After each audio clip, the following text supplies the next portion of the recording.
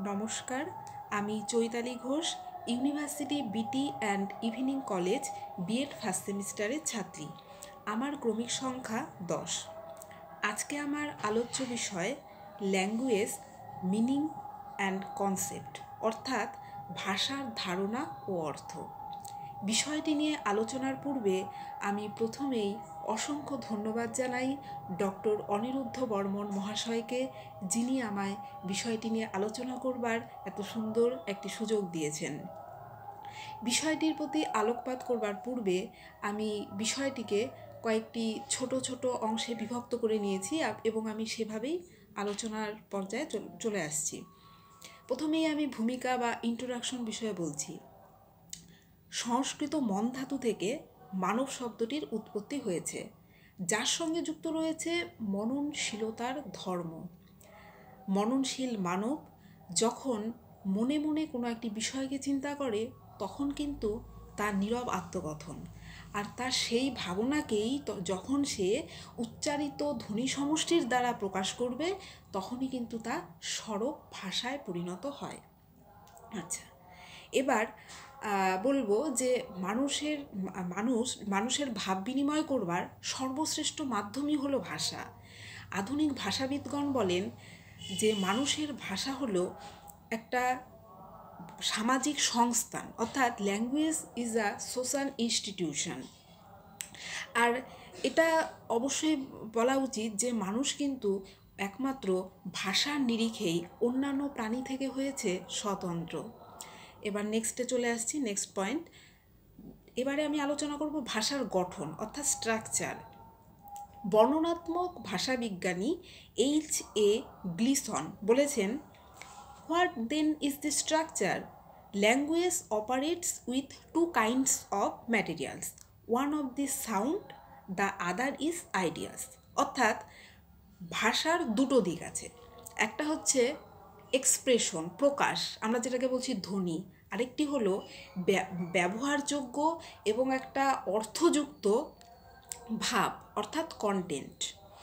আচ্ছা, এবারে আমি একটু ভাষার সংজ্ঞা নিয়ে আলোকপাত করছি। বিভিন্ন ভাষাবিদগণ কী সংজ্ঞা দিয়ে গেছেন তার প্রতি আমি একটু আলোকপাত করছি।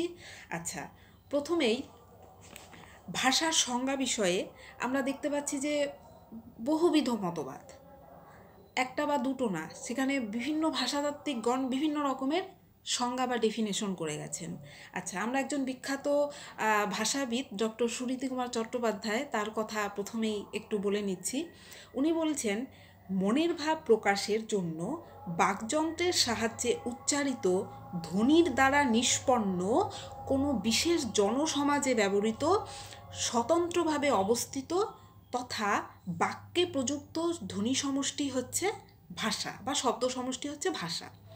অন্যদিকে ভাষাবিদ ডেভিড ক্র্যাস্টাল তিনি বলছেন, language as human vocal noise or the graphic representation of this noise in writing used systematically and conventionally by a community for the purpose of communication. এখানে অর্থাৎ ডেভিড ক্রিস্টাল তিনি যে সংজ্ঞাটি দিয়ে গেছেন, এটাকে আমরা যদি একটু বিশ্লেষণ করি বা একটু গভীরে যাই, তাহলে আমরা দেখতে পাবো যে উনি তিনটি বিষয়ের প্রতি আলোকপাত করে গেছেন। ফার্স্ট, ভাষা হলো বাকযন্ত্র নিঃসৃত ধ্বনি। দ্বিতীয়, প্রতিটি দেশের এবং প্রত্যেকটা মানব গোষ্ঠীর একটা নিজস্ব ভাষা থাকে। তৃতীয়ত, প্রত্যেকটি পৃথক পৃথক জনগোষ্ঠীর ভাষা আপন আপন গতিতে বা পৃথক পৃথকভাবে বিবর্তনের পথে অগ্রসর হয়, ভাষার প্রতি ক্ষণে ক্ষণে চেঞ্জ হয়। এবারে আমরা পিয়ার্সের ধারণার প্রতি, একজন বিখ্যাত ভাষাবিদ পিয়ার্স, তিনি কি বলেছেন বা তার ধারণা কি ভাষা বিষয়ে, সে বিষয়ের প্রতি আমাদের একটু অবশ্যই আলোকপাত করা উচিত এবং সে বিষয়ে একটু আলোকপাত করছি। আচ্ছা, তিনি মূলত তিনটি বিষয়ের ওপর বলে গেছেন। প্রথম হচ্ছে প্রোডাক্টিভিটি, দ্বিতীয় হচ্ছে ডিসপ্লেসমেন্ট, আর তৃতীয় হচ্ছে ডুয়ালিটি। প্রোডাক্টিভিটি কি? প্রোডাক্টিভিটি হচ্ছে এমন একটা বিশেষ শৈলী বা স্টাইল যেটার দ্বারা মানুষ ভাষাকে উৎপাদন করে থাকে। আর ডিসপ্লেসমেন্ট এটা কি? এটা হচ্ছে ভাষা ব্যবহারকারী যে প্রক্রিয়ার মাধ্যমে স্থান ও কালের পরিপ্রেক্ষিতে কোনো একটা প্রত্যক্ষ বস্তুর সঙ্গে যোগাযোগ সাধন করতে পারে।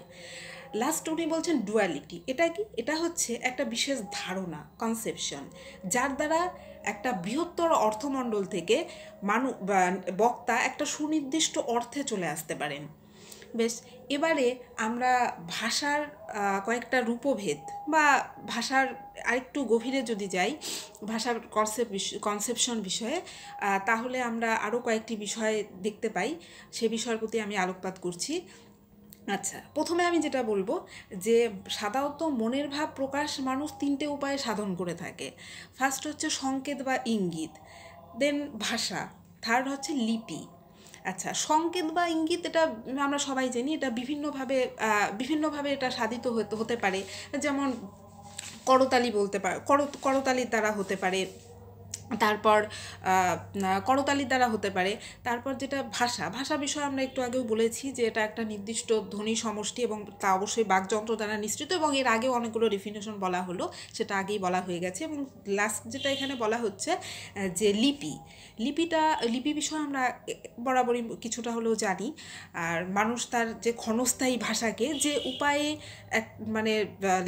যে উপায়ে একটা লিখিত রূপদান করতে পেরেছিল, সেটাই হচ্ছে লিপি। এই লিপির কল্যাণেই কিন্তু আমরা হাজার হাজার বছরের পুরনো মিশর, ব্যাবিলন ইত্যাদি দেশের ইতিহাস বিষয়ে আমরা জানতে পেরেছি। এবার আমি খুব অতি সংক্ষেপে প্রাসঙ্গিকভাবে, কিছুটা না বললেই নয়, কয়েকটা বিষয় নিয়ে একটু আলোকপাত করছি, এবং এটা অত্যন্ত প্রাসঙ্গিক। প্রথমে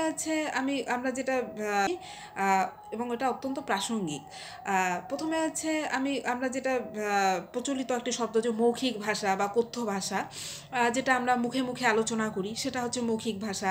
আবার সাধু ভাষা, সেই মৌখিক ভাষার যখন একটা সংস্কারপুত একটা পণ্ডিত জনসম্মত যে রূপ রয়েছে, সেটা হচ্ছে সাধু ভাষা।